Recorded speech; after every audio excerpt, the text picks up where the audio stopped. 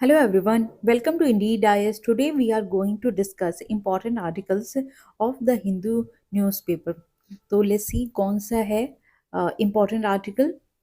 वैसे मोस्टली तो रिपीटेड है, लेकिन उसमें भी अगर कुछ नया होगा तो फिर हम लोग उसको भी डिस्कस कर लेंगे. जस्ट लाइक कि पहले हम लोग डिस्कस करते हैं.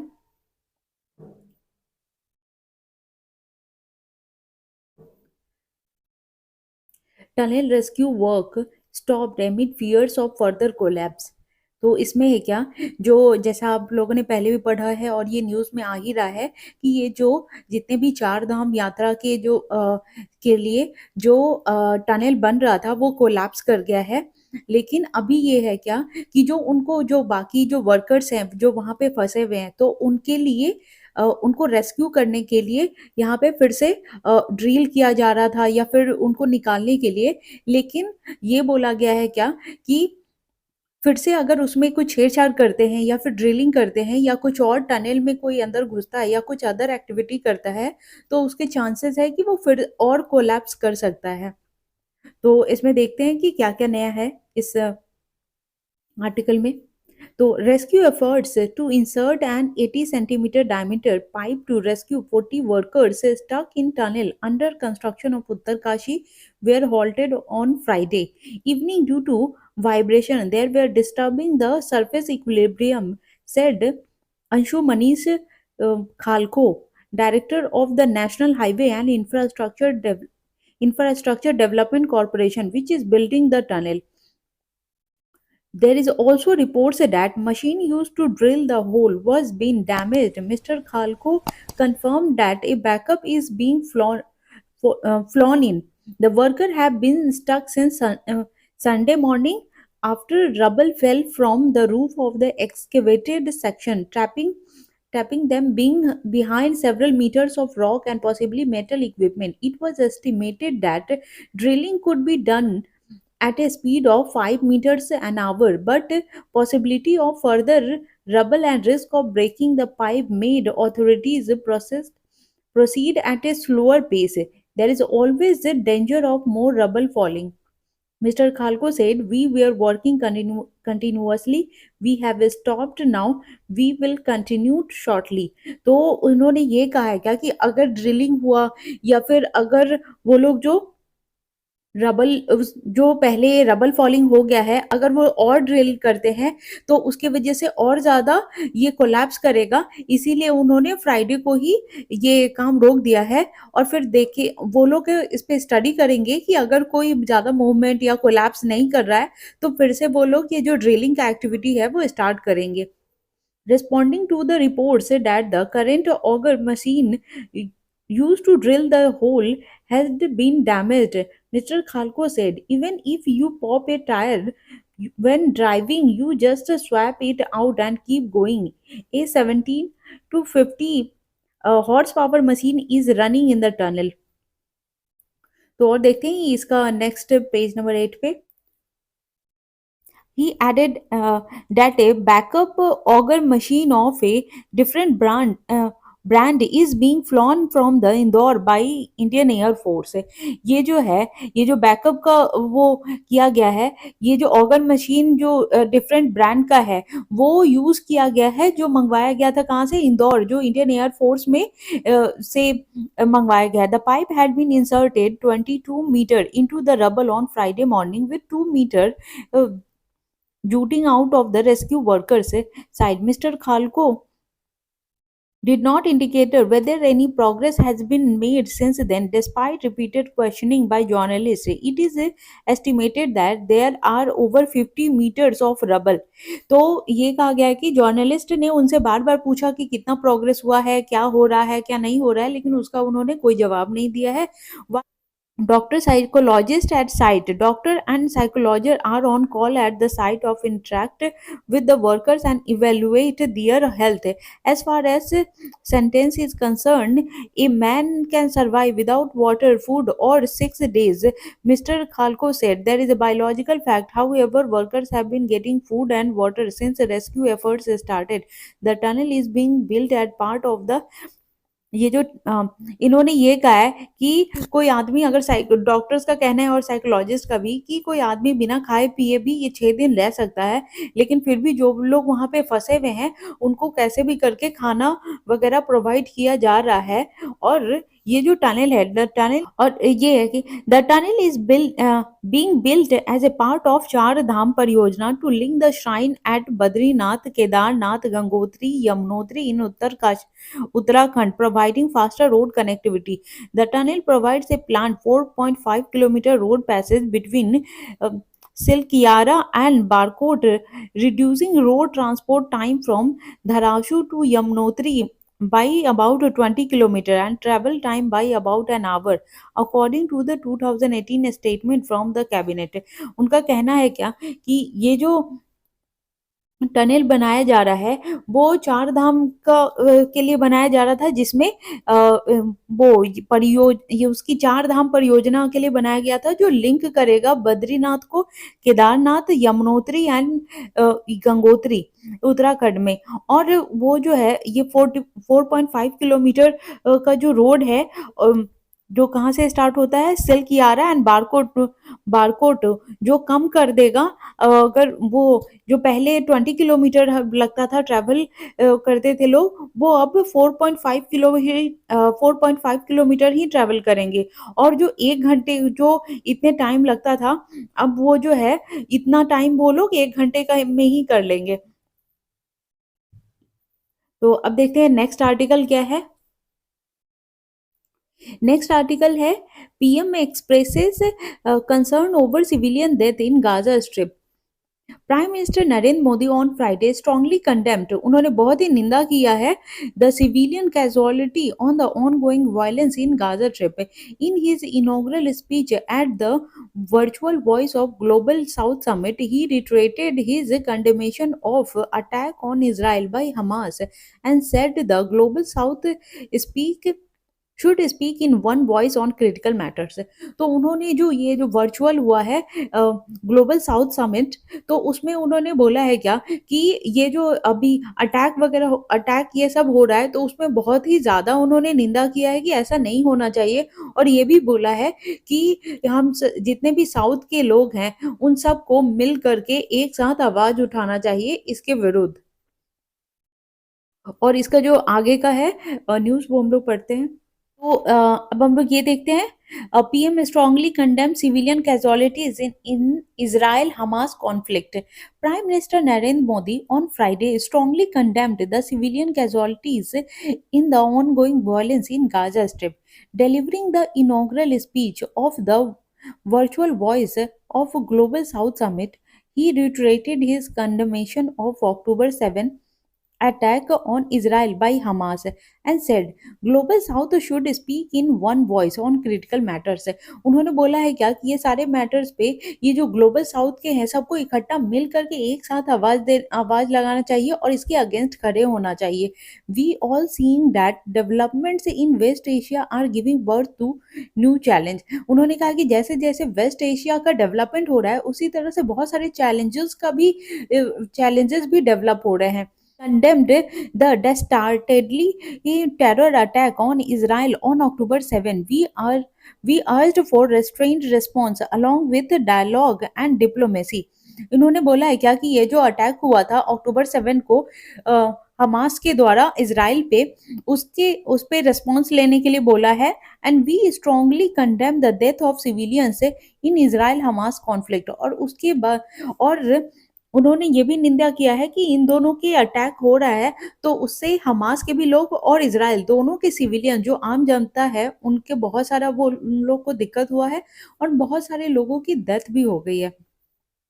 Briefing the media later in the evening, Foreign Secretary Vinay Mohan Quatra said several participating leaders raised the ongoing violence in Gaza as well as concern about international terrorism। तो उन्होंने बोला क्या कि ये जो फॉरेन सेक्रेटरी हैं विनय मोहन क्वाट्रा जी ने, उन्होंने बोला कि बहुत सारे जो लीडर्स थे जिन्होंने पार्टिसिपेट किया है, तो उन्होंने कंसर्न जताया है कि ये जो वायलेंस हो रहा है गाजा गाजा में और जो इंटरनेशनल टेररिज्म बढ़ रहा है, उन सारे टॉपिक पे भी डिस्कशन हुआ था। The first voice of Global South Summit in January was dominated by commodities crisis triggered by the Ukraine war. ये जो पहले जो हुआ था ग्लोबल साउथ समिट जनवरी में, तो वो जो उस समय जो डिस्कशन का मुद्दा बना था ये यूक्रेन वॉर में जो हुआ था तब, और अभी जो हुआ है वो अभी हमास और इज़राइल का टॉपिक पे बना हुआ है war. But the eruption of crisis in Gaza strip in the first week of October was shifted focus considerably from Ukraine to West Asia. पर अभी क्या है कि जो पहले हुआ था तो हमने डिस्कस किया ही कि यूक्रेन और रशिया के टॉपिक पे बात हुई थी, बट अभी जो समिट हुआ है उसने क्या हुआ कि अब हमारा जो है पूरा फ़ोकस यूक्रेन से हट करके वेस्ट एशिया पे आ गया है, और अभी यही डिस्कशन चल रहा है कि ये जो इज़राइल और हमास का टॉपिक अभी हॉट टॉपिक बना हुआ है और यही डिस्कस हुआ है। तो India has initiated the operation to evacuate nationals from Israel, while Mr. Modi and External Affairs Minister Jaishankar have been holding talk with regional stakeholders in West Asia, which is home to around 6 million expatriate workers है। और उन्होंने बोला है क्या कि अभी India के जो प्राइम मिनिस्टर हैं और जो एक्सटर्नल मिनिस्टर है जयशंकर, तो उन लोगों ने भी बोला कि जो हमारे नेशनल्स है इज़राइल में उनको तो ले ही वापस करा लिया गया है, लेकिन बहुत सारे लोग जो सिविलियन हैं वो ऑलमोस्ट 6 मिलियंस जो अ, वहीं पे रहते हैं और वहीं पे काम करते हैं, तो सारे लोगों को कैसे बुलाया जाएगा? तो इसलिए वहाँ का जो ये कॉन्फ्लिक्ट हो रहा है, तो ये सारा रोकना बहुत ज़रूरी है। After speaking to president Mahmoud Abbas of Palestine, India sent relief material to the Palestinians, Mr. Modi said, highlighting India's commitment to find a solution to the crisis. और उन्होंने बोला कि जैसा कि पैलेस्टीनियन के लिए ना पैलेस्टीनियन के जो प्रेसिडेंट है महमूद अब्बास, उनसे बात करके इंडिया ने उनके लिए जो रिलीफिंग मटेरियल है, जैसे फूड हो गया और भी चीज़ें हो गई, तो वो सब भिजवाया है। लेकिन उन्होंने ये कमिटमेंट किया है कि कुछ ना कुछ इसका ये जो क्राइसिस है उसका सॉल्यूशन निकालेंगे। Exposing global south, Friday summit also witnessed the launch of दक्षिण, which is a development and knowledge sharing initiative global south center for excellence है। तो ये जो फ्राइडे का समिट है उससे एक नई नई चीज का लॉन्च हुआ, वो क्या है? दक्षिण। तो दक्षिण में दक्षिण इज अ फुल, और उसका फुल फॉर्म है development and knowledge sharing in initiative global south, और उसका उसका थीम है global south centre for excellence. This initiative was announced during the first virtual summit in January and was realised on Friday. तो ये इसका announcement तो वो जनवरी में हुआ था, लेकिन अभी इस पे डिस्कशन हुआ है। In his remark at the summit, external affair minister Jaishankar highlighted the attention that India has extended to the global south during its presidency. G20 said it was necessary to extend attention of G20 to the pressing needs of global south that were disturbed by the pandemic and conflict।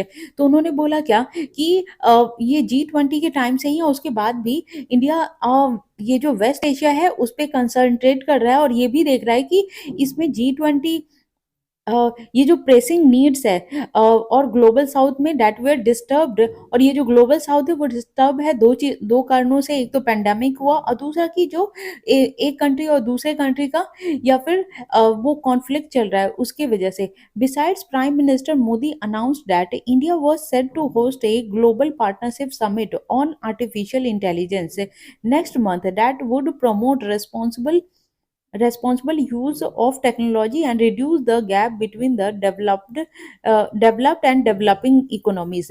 और इसके ये सारा तो discussion हुआ ही, लेकिन उसके बाद prime minister Modi ji ने एक वो बोला कि नेक्स्ट मंथ जो ग्लोबल पार्टनरशिप समिट होने जा रहा है आर्टिफिशियल इंटेलिजेंस पे, तो उन्होंने बोला कि उसमें भी वो लोग ये जो टेक्नोलॉजी का यूज़ पे और ये जो गैप है डेवलपिंग इकोनॉमीज़ और डेवलप्ड इकोनॉमीज़ के बीच का, उस पे एक डिस्कशन होगा, और ये जो आर्टिफिशियल इंटेलिजेंस से हम लोग इसको ये जो गैप को कैसे हटा सकते हैं या कैसे वो कम कर सकते हैं, उस पे भी डिस्कशन होगा।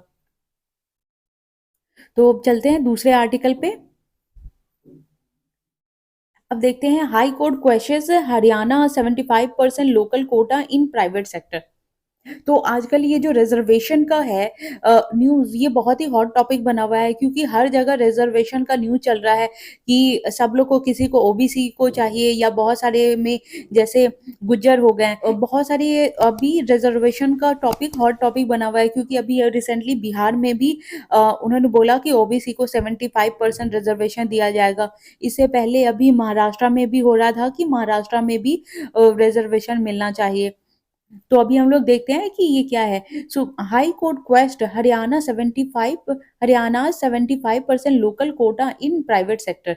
तो देखते हैं न्यूज में क्या है। The Punjab and Haryana high court on Friday quest the Haryana government law guaranteeing 75% reservation in private sector jobs for resident of the state. तो ये हो रहा है, पंजाब और हरियाणा की जो गवर्नमेंट है, हाई कोर्ट ने ये खारिज कर दिया है। हरियाणा गवर्नमेंट ने जो लॉ बनाया था कि 75% रिजर्वेशन मिलना चाहिए जो वहाँ के लोकल लोग हैं वो प्राइवेट सेक्टर जॉब में। तो domicile quota was a promise made in 2019 assembly election by Jannayak Janta Party leader and Haryana Deputy Chief Minister Dushyant Chautala. The court's decision is seen as a major setback for the Manohar Lal-led BJP और JJP coalition government in the state. तो है क्या, ये जो 2019 में election हुआ था तो उन्होंने ये प्रॉमिस किया था कि जो भी यहाँ के लोकल के लोग हैं, जो डोमिसाइल है जिनके पास, उनको ये रिजर्वेशन मिलेगा। लेकिन हरियाणा हाई कोर्ट ने इसको अनकॉन्स्टिट्यूशनल बता के इसको खारिज कर दिया है। अब देखते हैं the Haryana state employment of local candidate act.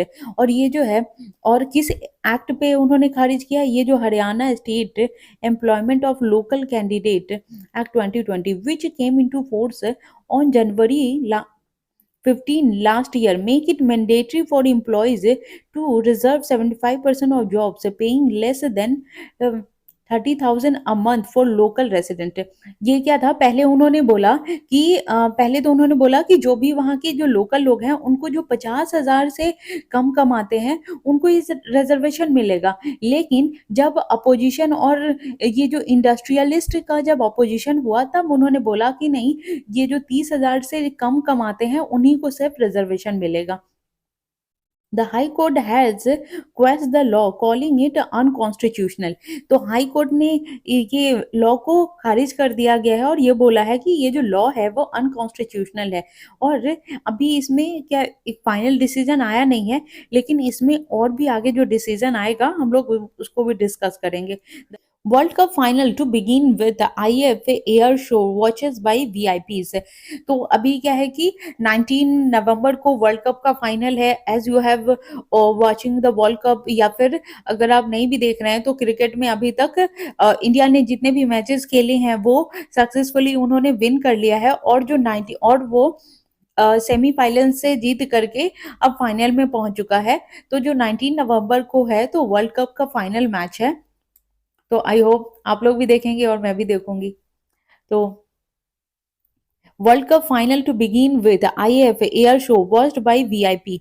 Prime Minister Narendra Modi and Australia's Department Prime Minister Marles will be leading a host of celebrities who will be among the audience at the World Cup cricket and final between India and Australia in Ahmedabad on Sunday. A host of Bollywood stars, political figures, families of cricket players, and other VIPs are expected to add color to the much anticipated finale clash at the Narendra Modi Stadium at Motera.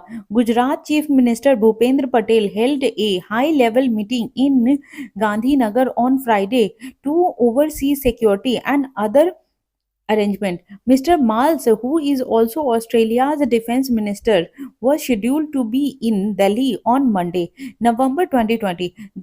अभी यहाँ पे क्या है, ये सारे तो हैं जैसे ये मैच होने वाला है तो उसमें जो जितने भी बॉलीवुड के स्टार हैं या फिर ये क्रिकेटर्स की जो फैमिलीज हैं या फिर बहुत सारे लीडर्स हैं वो लोग आएंगे। तो जो नरेंद्र मोदी स्टेडियम मोटेरा में होने वाला है, जो अहमदाबाद में है। और उसके बाद है mister Marles who is also Australia's defence minister वो scheduled to be in Delhi on Monday. और ये जो मिस्टर मार्स है वो जो ऑस्ट्रेलिया के डिफेंस मिनिस्टर है वो भी मंडे को आने वाले हैं, क्योंकि नवंबर 20 को, क्योंकि इंडिया और ऑस्ट्रेलिया का 2+2 defence and foreign minister summit होने वाला है। Foreign minister Penney Wong is expected to reach Delhi directly for the meeting. Mr. Mals, who is in Indonesia for bilateral meetings at present. तो अभी जो है उसके बाद फॉरेन मिनिस्टर मिनिस्टर भी आएंगे दिल्ली में। तो अभी क्या है, मिस्टर माल्स है वो इंडोनेशिया में है जो बायलेटरल मीटिंग के लिए, और will take the detour to the Ahmedabad to cheer the Australia team sources. उसके बाद वो लोग वहीं से डायरेक्ट ये लोग दिल्ली में आएंगे और ऑस्ट्रेलियन टीम को चीयर अप करने के लिए। और टाइट सिक्योरिटी अभी क्या है कि जब फाइनल मैच है और इतने सारे लोग और वीआईपीज आने वाले हैं, तो उसके लिए बहुत टाइट सिक्योरिटी भी रखा गया है। तो अभी देखते हैं, the authorities have tightened security in the city and around the stadium in Motera. Before the match, the Indian Air Force's renowned Surya Kiran aerobatics team is scheduled to put up an air show। तो उससे पहले, जैसे ही ये match start होने से पहले ही जो Indian air force है तो वो लोग एक एयर शो करेंगे। और जबकि इंडियन टीम अभी अराइव्ड हो जाएंगी वहां पे, थर्सडे को ही पहुंच गई है इवनिंग में। एंड जो ऑस्ट्रेलिया टीम है वो फ्राइडे को पहुंचेंगी। Earlier this year Mr. Modi and his Australian counterpart Anthony Albanese had attended a cricket match during a border Gavaskar Trophy। ये जो अभी देखते हैं, India has a critical role in Dubai climate conference. Majid Al Suwaidi, director general और COP 21 conference of parties 28 denies any conflict of interest in UAE an oil producer hosting the event. He says it is the COP28 for Asia, and if it works for India, it will work for many others. So criticism that the UAE leadership this year of the annual UN climate talk conflicted with its position as one of the world's biggest producer of oil is surprising and unfolded. A senior leader of the Conference of Parties presidency told The Hindu in an interview on Friday. The 28th edition of Conference of Parties will be held over 2 weeks in Dubai next month. अभी क्या है कि next month Dubai में ये जो conference of party होने वाला है 28th एडिशन का। अभी क्या है कि जो भी 190 कंट्रीज हैं उन्होंने सबने एनुअली वो जो नेगोशिएट किया है कि कैसे ये जो हर साल 1.5 डिग्री बढ़ता जा रहा है तो उसको कैसे टैकल किया जाए, जो 1.5 डिग्री टेम्परेचर बढ़ता जा रहा है उसको।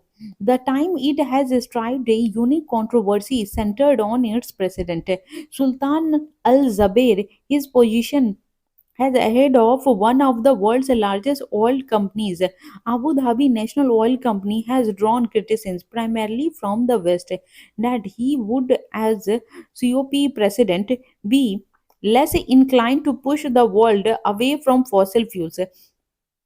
अभी क्या है कि इस पे ये जो कंट्रोवर्सी चल गया है कि ये जो वो कॉन्फ्रेंस ऑफ पार्टीज के जो प्रेसिडेंट है वो लेस इंक्लाइंड है to push the world away from fossil fuels.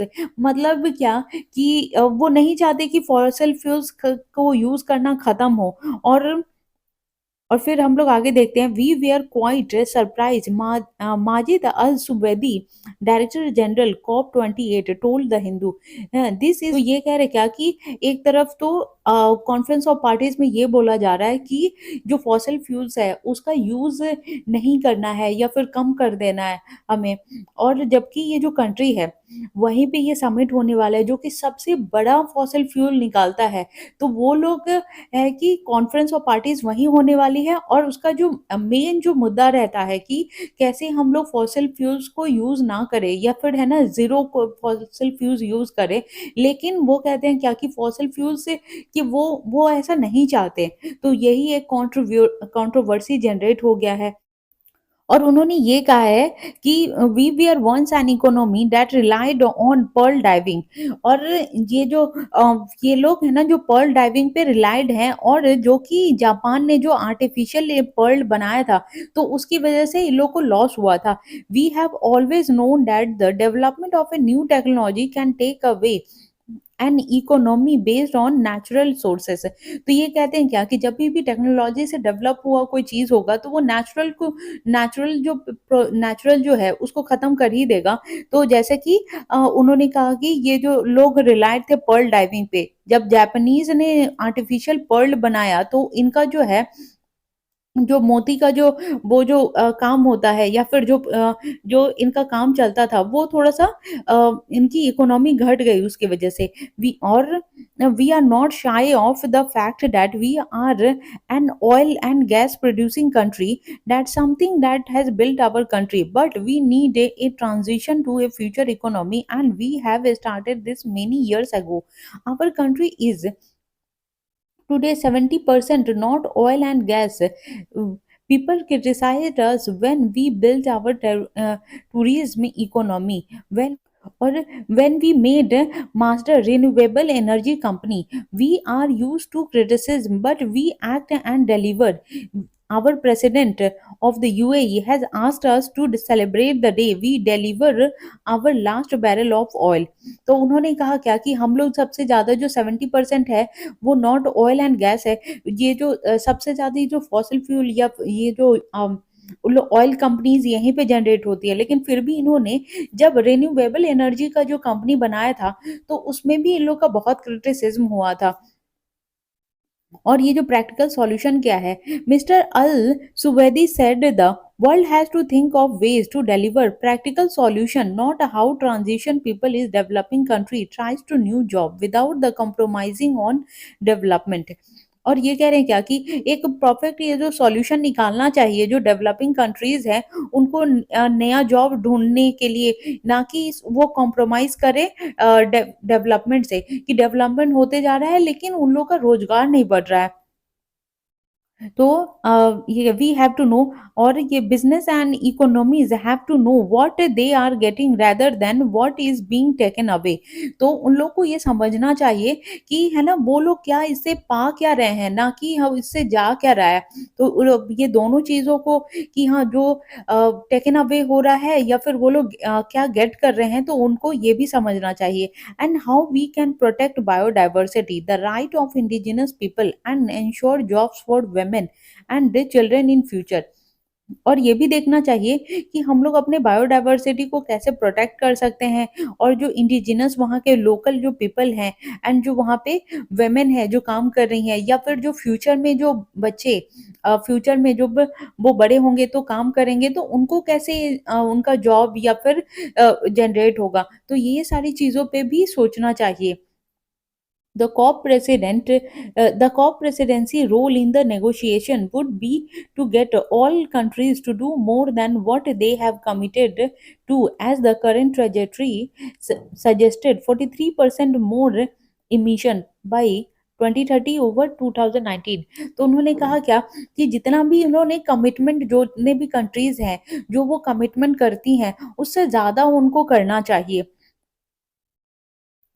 तो अभी क्या है, then what the necessary to keep the temperature below. अभी जैसे कि बोला गया है क्या कि बाय 2030, जो 2019 में उन्होंने बोला था कि ये जो committed to current trajectory suggested 43% more emission.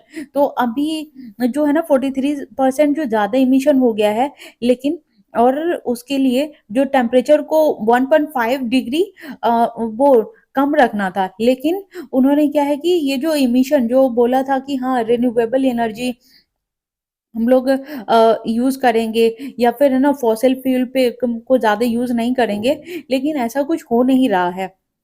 Our presidency is not about preferring one ideology to the other. It is about the science. We need to address the 22 gigatons से billions ton of carbon dioxide, and it is by decarbonizing while building a new economy। अब ये कह रहे हैं क्या कि ये कोई आइडियोलॉजी नहीं है जो दूसरे लोगों पे थोप दिया जाए, और ये कह रहे हैं कि ये एक साइंस है जो उसी हिसाब से इसको सब लोग को यूज करना चाहिए और जो 22 गीगा टन्स है कार्बन डाइऑक्साइड का, इसको ना डीकार्बोनाइज करना चाहिए। और जैसे हमारी इकोनॉमी बढ़ रहा है तो ये सारी चीजों पे भी ध्यान देना चाहिए। All of the net zero projections for 2050 do account for a limited account of fossil fuels. इन्होंने बोला है क्या, जैसे कि नेट जीरो प्रोजेक्शन जो लगाया गया है कि 2050 तक नेट जीरो कर दिया जाएगा, तो इसीलिए ये जो फॉसिल फ्यूल्स है वो कम से कम यूज किया जाना चाहिए। We need to make sure that the mix is the right one to achieve the 1.5 degree Celsius target. और वो कह रहे हैं कि हमें इस तरह से मिक्स करके सारी चीजों को चलना चाहिए कि 1.5 जो डिग्री सेल्सियस है जो हम कम करना चाहते हैं ट्रांसफर में, वो अच्छे से हो पाए। With Prime Minister Narendra Modi expected to visit Dubai for the COP, Mr. Al Suwaidi said the conference would be the most high profile. अभी ये जो प्राइम मिनिस्टर मोदी ये जो जाने वाले हैं दुबई कॉन्फ्रेंस और पार्टीज में, तो अल सुवैदी कहते हैं क्या कि ये जो कॉन्फ्रेंस है वो बहुत हाई प्रोफाइल होने वाला है in terms of attendance. India has a critical role and what is and that is why it is the country we first visited the most in the run up of COP28. This is the COP for Asia, and if it worked for India, it will work for many countries. और ये कहते हैं क्या कि अल सुवैदी कहते हैं कि India का बहुत ही क्रिटिकल रोल है, जो मेजर रोल है। और ये जो इसीलिए अगर इंडिया ने जैसा बोला है, अगर ये सारी चीजें इंडिया पे वर्क कर गया तो बाकी सारे कंट्रीज पे भी कर जाएगा। तो ठीक है, हम लोग अब दूसरा आर्टिकल देखते हैं। Japan PM raises serious concern about military activity in talk with Xi. Japan Prime Minister Fumio Kishida said on Thursday that he told President Xi Jinping he has serious concern about Chinese military activity during their first direct talk in a year and slammed Beijing's ban on its seafood. Mr. Kishida said, expressed our serious concern over China's increases military activity near Japan, including its collaboration with Russia during their meeting on the sidelines of the Asia Pacific Economic Cooperation। ये जो Asia Pacific economic corporation जब हुआ था, तो Japan ने Xi Jinping से meeting की और उन्होंने एक तो सी फूड पे जो चाइनीज ने सी फूड पे बैन लगा दिया है जापान के, उस पे बात की। और ये भी बोला कि जो जापान के इर्द गिर्द चाइनीज लोगों ने मिलिट्री बहुत बढ़ा दिया है, तो उस पे भी बात किया उन्होंने। At the same time, I emphasized the extreme importance of the Taiwan Strait peace and stability to the international community, including Japan. Mr. Kishida told a Japanese television channel after the talk in the US. One On the East China Sea, I expressed once again our serious concern and urged the immediate removal of Chinese buoys set up in Japan EEZ। तो इन्होंने ये बोला क्या कि जो Japan Japan के जो इर्द-गिर्द या जापान के सारे एरिये पे जापान के आसपास के एरिये पे इन्होंने चाइनीज़ ने बहुत ज़्यादा मिलिट्री वो मिलिट्री तैनात कर दिया है, तो उस पे भी इन्होंने कंसर्न रेज़ किया है। Kishida said referring to the country exclusive economic zone. Chinese state media reported that Mr. Z told Mr. Kishida in the meeting in San Francisco that Japan and China must follow the trend of the times, focus on common interest and properly handle differences। उन्होंने बोला क्या, ये जो जब Xi Jinping ने बोला क्या कि जब ये जो मीटिंग हुआ था सैन फ्रांसिस्को में तो Japan and China must follow the trend of the times है कि जैसा उन लोगों का अभी का जो चल रहा है ट्रेंड, उसको फॉलो करने के लिए। और ये जो उनका जो कॉमन इंटरेस्ट है उसको प्रॉपर्ली हैंडल करना चाहिए। और military tension have soared in the Pacific over China's action in the disputed South China Sea, and it drills around the self-ruled island of Taiwan, which Beijing regards as its own territory। तो ये कह रहे क्या कि China ने बहुत सारी जगह पे अपना मिलिट्री बढ़ा दिया है क्योंकि वो साउथ चाइना सी पे कब्जा करना चाहते हैं और बीजिंग ये जो आइलैंड ऑफ ताइवान है उस पे भी। और ये सबको ना इस तरह से मिलिट्री का उन्होंने एक्सपांशन कर दिया है जैसे कि सारी टेरिटरी उन्हीं की है। Chinese vessels have also increasingly ventured further out into the Pacific. और ये लोग जो है ना एक साउथ चाइना सी पे तो वो लोग बढ़ा ही रहे हैं, लेकिन जो पैसिफिक रीजन है ना उस पे भी ये लोग चाइनीज मिलिट्री को बढ़ा रहे हैं। On the seafood ban, mister Kishida said he strongly demanded a calm response based on scientific evidence and immediate removal of restrictions on imports of Japanese food product। अब इन्होंने बोला है क्या, जैसे कि चाइनीज लोग वो ज़्यादा इनका एक्सपोर्ट होता है या फिर ज़्यादा ये लोग रिलायंट है सी फूड पे ही। तो इन लोगों ने जब मीटिंग हुआ तो ये बोला क्या कि ये जो सी फूड पे या वो सी फूड प्रोडक्ट है या फिर जापानीज प्रोडक्ट है तो उनके जो बैन लगा दिया है तो उसको रिमूव करें वो लोग। Seafood ban. China banned all Japanese seafood imports after Japan began releasing treated wastewater into a Pacific Ocean from the stricken Fukushima nuclear plant in August, with Beijing accusing Tokyo of treating the sea like a sewer। तो Japan China ने इसलिए ban कर दिया है क्योंकि ये जो Fukushima जो है ना न्यूक्लियर प्लांट था तो उससे जितना भी वेस्ट वाटर आता था तो वो लोग समुद्र में ही वो फेंकते थे और उसके बाद उसी से सी फूड निकालते थे और फिर वो लोग एक्सपोर्ट करते थे। तो इसीलिए चाइना ने बैन कर दिया कि उन्होंने जो समुद्र है उसको एक गटर की तरह यूज कर रहे हैं। With Beijing accusing Tokyo of treating sea like a sewer, Japan insists the discharge is safe. A view backed by UN Atomic Watchdog, the International Atomic Energy Agency. But Mr. Z reiterated complaints about the wastewater release during his talk with Mr. Kishida on Thursday। लेकिन mister Kishida ने ये बोला कि जितने भी waste water है वो अच्छे से क्लीन करके फिर वहाँ पे वाटर डिस्चार्ज किया जा रहा है। लेकिन जी जिनपिंग ने इसको खारिज कर दिया और उन्होंने ये जो सी फूड पे बैन हटाने के लिए मना कर दिया है। Bank stock fall as RBI tighten rules. अभी क्या है, ये Bankex slides 1.48% a day after the banking regulator increasing the risk weight on consumer loans. New RBI norms, New RBI norms raise concern about bank loan growth and profitability as lenders will now need to set aside more capital for unsecured loans। जैसे कि bank ने बहुत ज़्यादा ये rule को Titan कर दिया है। आरबीआई ने बैंक के जो स्टॉक है या उसके रूल्स को टाइटन कर दिया गया है, तो आम जनता अब है ना वो अनसिक्योर्ड लोन पे ज़्यादा रिलाई करेगी बैंक से लोन लेने के बजाय। तो अभी देखते हैं क्या है।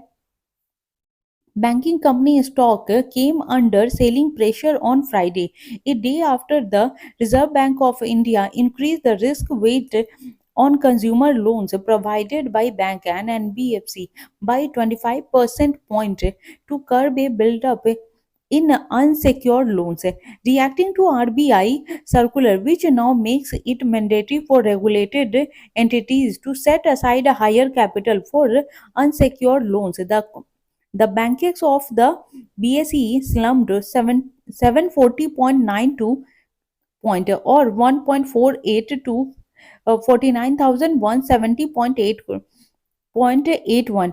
State Bank of India led decline with a drop of 3.64%, followed by Axis Bank and Canara Bank, which fell 3.03% and 2.02% respectively. ICI Bank slide 1.45. Federal Bank said 1.4%. Bank of Baroda lost 0.91%. Kotak Bank was down 0.43% and SDFC Bank dipped 0.22%. The Nifty Bank Index of the National Stock Exchange fell 5 577.6 points. और 1.31% to 43,583.95। तो ये कह रहे हैं कि सारे जो bank loan का है, ये सारी इतनी सारी चीजें घटा दी गई है। और opened gap down following the RBI's announcement of tightening provision for consumer loans, the bank Nifty opened with a gap down and sustained below the 44,000 mark, said Kunal Shah, senior technical and derivative analyst, LKP Securities. The index next support is situated at 43,300 to 43,250 zone, serving as a crucial line of defense for the bulls. If the level holds, it could pave the way for a potential recovery towards the 44,000 mark. However, a breach of the mentioned support may intensify selling pressure, leading to the index further down toward the 42,700 level on the downside. Mr. Saas added.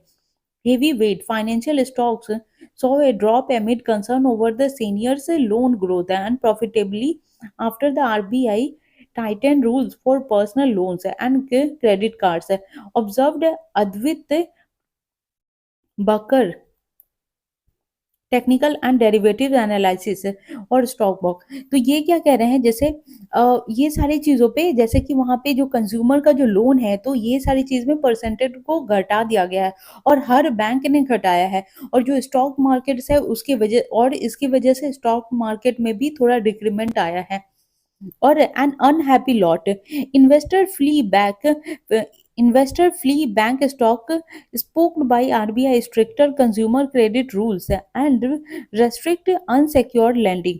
BSE जो Bombay stock exchange है, bank x false 740.92 point और 1.48% to 49,170.81, while the bank nifty gaps down to settle 44,000 mark।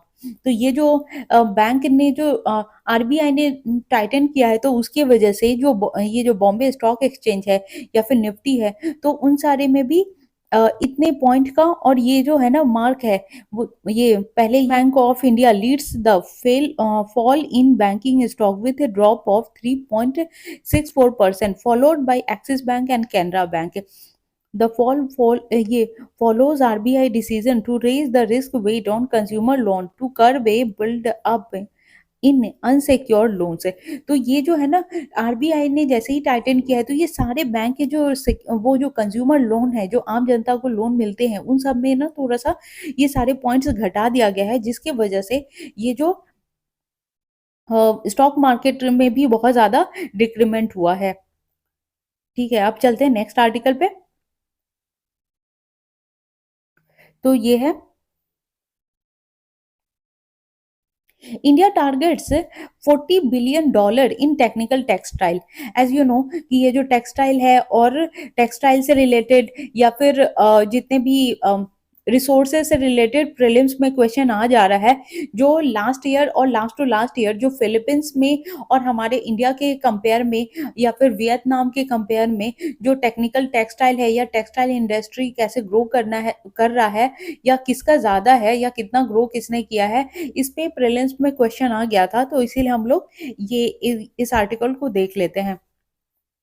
तो ये हम लोग देख लेते हैं। India's market for technical textile is targeted to touch 40 billion by 2030 from current 23 billion said by Rajiv Saxena, Joint Secretary, Ministry of Textile, on Friday, speaking at a conference organized by the Confederation of Indian Industry and Department of Textiles, Tamil Nadu.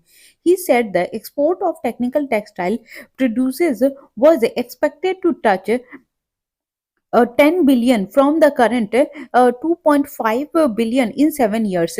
तो ये कह रहे हैं क्या कि अभी इन्होंने कि इनको अपना और ज्यादा प्रोडक्शन, अभी क्या 23 बिलियन का प्रोडक्शन चल रहा है, लेकिन ये अभी गवर्नमेंट ने बोला है कि 2030 से उनको 2030 तक उनको 40 बिलियन तक बढ़ा देना है।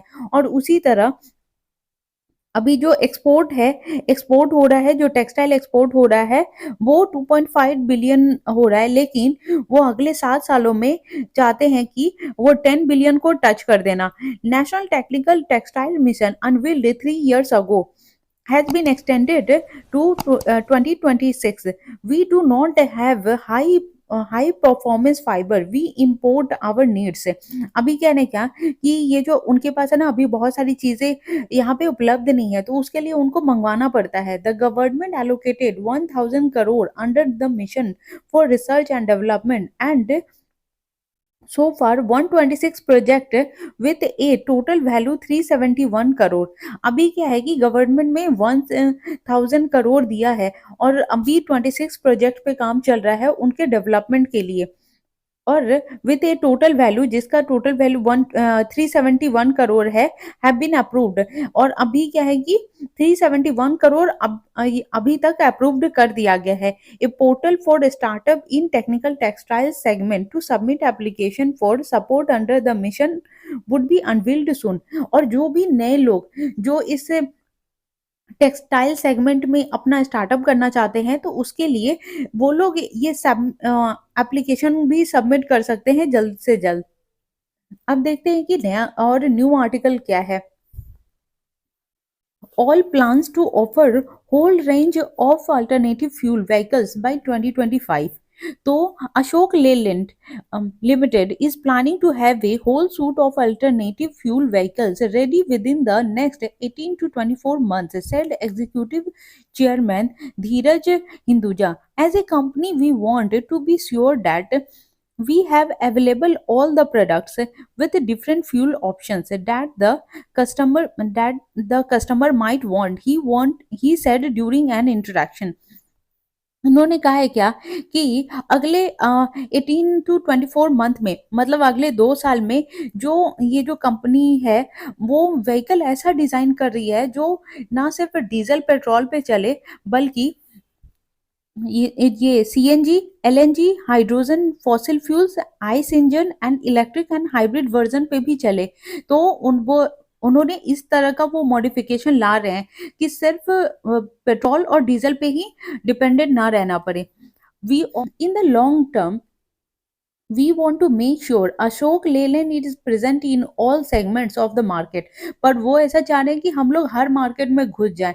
as and when through the right market studies we are able to find the right product configuration we will enter it। जैसे ही लगेगा कि हाँ ये मार्केट सही है या इसका प्रोडक्ट बेचना सही है या इसमें अच्छा प्रॉफिट होगा, तो वो लोग उसमें भी एंटर कर जाएंगे।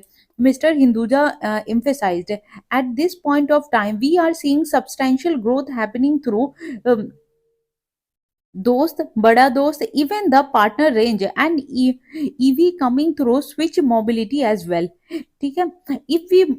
if we make an investment up to 2 tons, we will make sure that there is commonality of investment between diesel and EV, such a chief said a chief financial officer Gopal Mahadevan।